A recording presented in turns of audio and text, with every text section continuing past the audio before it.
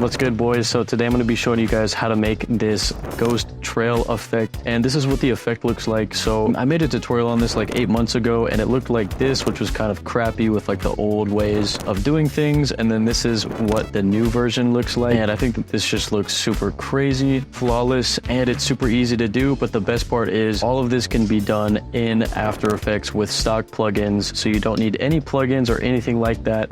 And yeah, this is actually just super easy. If you want to spice up your music videos while saving time, check out the Complete Chaos bundle, which includes collage animations, drawing animations, and paper animations. There's over 100 drag and drop assets in this pack, and I spent loads of time making it for you guys at a good price. So make sure to go check that out at my website, jamovfx.com, and let's just hop right into this. All right, boys, so first thing we got here is this guy right here. He's running across the screen, and basically first thing you're going to do is just rotoscope out your subject. So I have him as a separate layer from the background. If you guys don't know how to rotoscope, just look up a tutorial on it. It's actually like super easy to do, and it takes no time at all. And to speed up your render time when you have your rotoscope subject rotoscoped out, you're going to want to go up to File, Export, Add to Render Queue, and go into your output module. Now I'm actually running After Effects 2022 because I find that 2024 is like kind of buggy sometimes. So I'm just kind of weird, and I'm like running an older version of it. And to export this with a transparent background, you're gonna set the format option to Apple ProRes 4444. Click OK, and then you're going to just click RGB and alpha. Then click OK, name this, export it. And now I'm in After Effects 2024 just to show you real quick how to do it in here. So you'll go to Export, Add to Render Queue, and then you're just going to click down here to your output module. And then at the top here, you're just going to change the format from H.264 to QuickTime, and then change the channel to RGB alpha. Click OK, and then render that out. Then you're just going to drag this back into your clip, and there we go. So we have that with the background layer. And now it's just going to be a quick render, so we don't have to, wait for the roto to render out so much. And then as well, I'd recommend rendering this out in quarter quality instead of full quality, just to help you save time as well. So on your roto subject, we can just go ahead and rename these. So we can call this subject layer, and then the bottom layer I just named BG layer. And now it's actually really important to follow all of these steps to a T, otherwise you're just going to mess yourself up. So on the roto layer, you're going to add on pixel motion blur. Now this is native to After Effects. Like I said, you're just going to vamp up the shutter angle to somewhere around like 3000. You don't have to make it that harsh, but that's what I would maybe recommend. You could also do something like 1000 if you want it to be less harsh, and then you're just gonna want to increase the shutter samples to something like 20, or you could do 30 if you want to smooth it out to the max, but 20 should do it pretty much. And now this step is essential if you want that background ghost trail to be like extra smooth. If you skip this step, it's gonna look not as good and just kind of corny looking. So now you're just going to repeat that process. You're just going to export this as a transparent background. So I'm going to go ahead and rename this one to subject effect, and I'll just drag that one in between. So basically what we have here is our background layer, and then we have our subject effect layer, which has the motion blur on it. And then on top, we have our subject layer, which is going to go on top of everything. So it's going to give a bit of a kind of jittery look to it, but that's okay. Once we have the effect on here, it'll look good. So now we're just going to right click down here, go to new, and create a new solid, and just set that to any color. Click OK.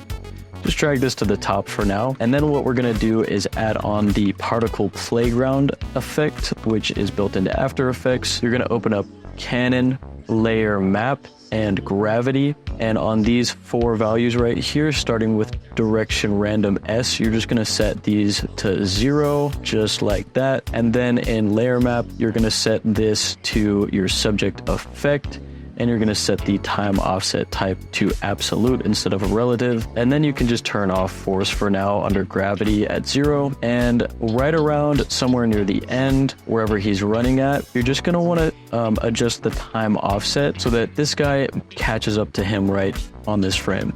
So you're just going to slightly increase this, like something like 0.015.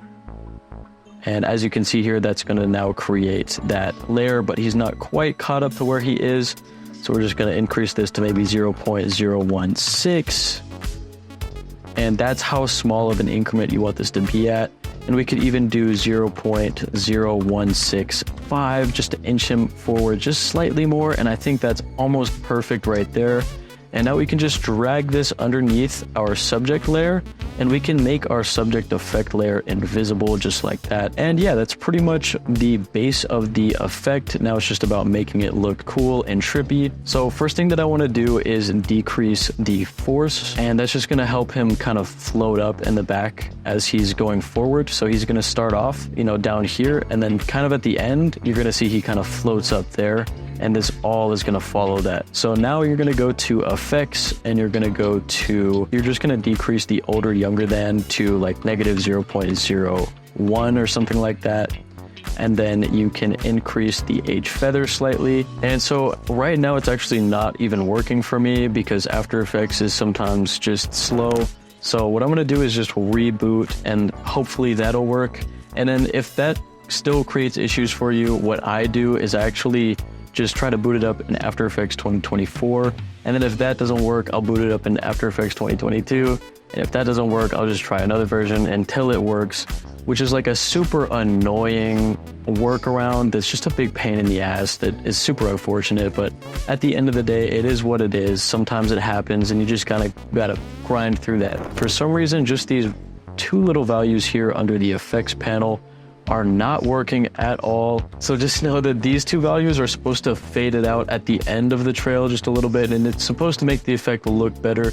But for right now, I'm just gonna move on and show you guys the rest of this. So now essentially what we're gonna do is make our echo layer invisible, and then I'm going to set this black solid layer to screen, and I'm gonna add on the curves effect, and I'm gonna go into my blues and just boost this up a bit. Go ahead and bring down my reds just a tad so it's not as purple, and then you can go into your alpha and then just kind of smooth out those edges slightly. If you bring that down a bit, and then under the RGB channel, what you can do is bring this down, and that's just going to make it a bit more faint and realistic in the end product. And then finally, we'll add on vector blur, and you can add on lots of different effects. You don't have to use this one. I think this one just looks really good once you increase the amount by something like 5 to 10.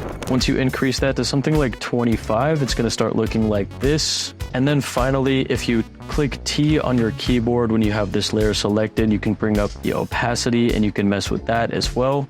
And then as well, add on a glow. I'll use sapphire glow. I would recommend using deep glow, or you could use the built-in After Effects glow as well. And again, if you want to spice up your edits and save time while you're editing, check out my website where I have tons of creative assets that will do that for you. They work in all editing programs, and all you have to do is drag and drop and you're finished. And as always, I appreciate y'all. Have a good one. Peace.